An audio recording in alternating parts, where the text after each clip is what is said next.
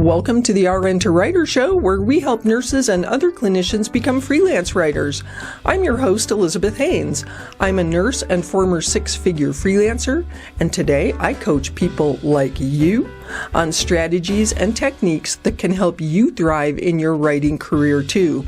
Hey, before I get started, don't forget to expand that description box here on YouTube, or check the show notes on Spotify and Apple Podcasts for all of the resources we're mentioning in this episode that can help you launch a freelance career too. I'll be honest, my writing skills pretty much sucked when I was first starting out as a writer.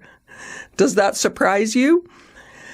When I moved from Houston back to Albuquerque in 2017, I went through a bunch of my old clips. Like, I'm talking literal clips printed on magazine pages and newsprint paper, because I had to decide whether to keep them or throw them out, move them or not move them, digitize them or not digitize them. I thought it would be a fun, nostalgic trip down memory lane to reread some of my earliest work around, I'd say, 2005, and boy, was I wrong. I was quite horrified, in fact, at how terrible my actual writing was. My literal writing, my ability to knit beautiful sentences into paragraphs and entire stories. And I was taken aback by this because, in my mind, I had always been a fabulous writer. Oh, the rose-colored glasses, right? I'm happy to tell you, however, that I improved my writing style over time, and eventually clients actually sought me out specifically for my writerly voice. That was my ticket to the big bucks, and it can be yours too. Today, I want to tell you the one thing you can do to vastly improve your writing, and I won't keep you in suspense. It's rooting out passive voice. Okay, a little grammar lesson. In written English, American English at least, there are two primary types of grammatical voice, active and passive.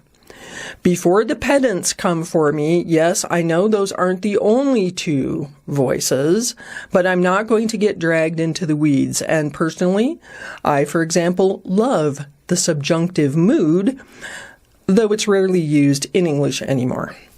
But anyway, for our purposes, we'll confine our discussion to active and passive grammatical voice. Active voice refers to sentences in which the doer of the action is identified. An example of this is the sentence, Joan threw the ball.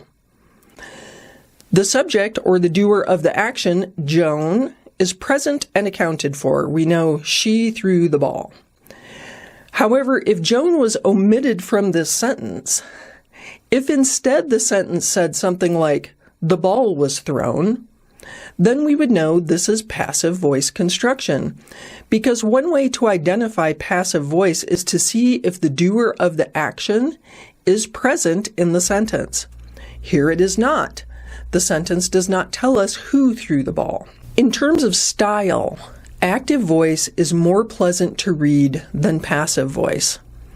And I feel I need not illustrate this concept much to nurses and other clinicians, because who ever found a research paper or textbook to be pleasant to read? Not many, right?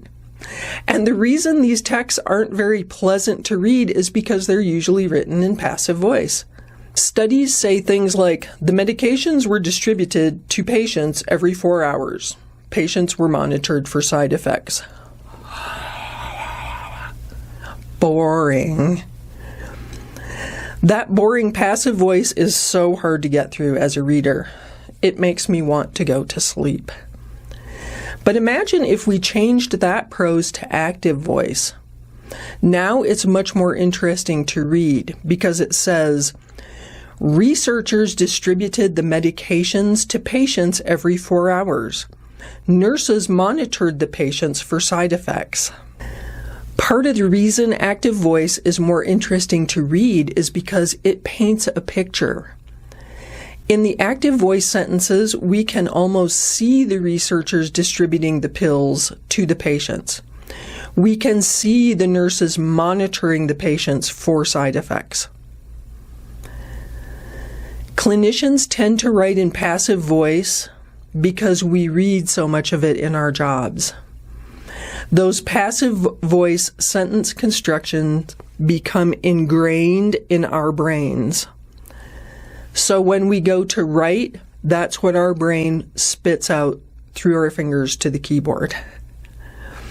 But if we want to write engaging prose that editors love, then we need to retrain our brains to create active voice constructions.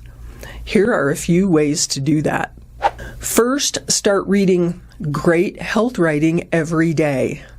It doesn't matter what source you use for this. Read the New York Times Well section.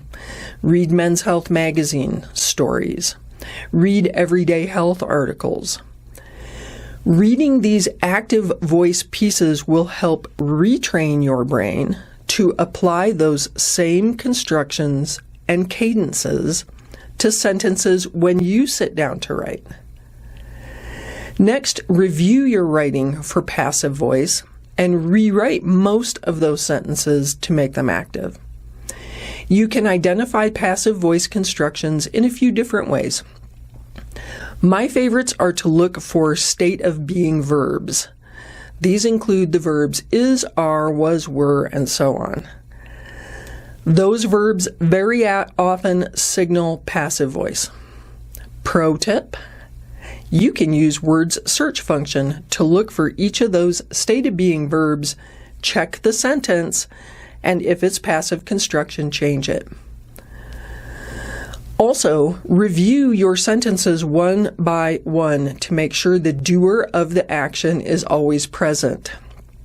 If they're not, then you need to rewrite to include the doer of the action. If you practice reading and writing active voice sentences, pretty soon that will become natural for you. And then, like me, your beautiful writerly voice will shine through and make you lots of money as a freelance writer. Thank you for joining me on this episode of the RN2writer Show. Don't forget to click the subscribe button here on YouTube so you never miss an episode. And hey, again, we have links to everything mentioned in this podcast in the show notes. You can find those on YouTube by expanding the description box below the video. And if you prefer audio, please follow the RN2writer Show on Spotify or Apple Podcasts. I'm your host, Elizabeth Haynes, and until next time, keep pitching.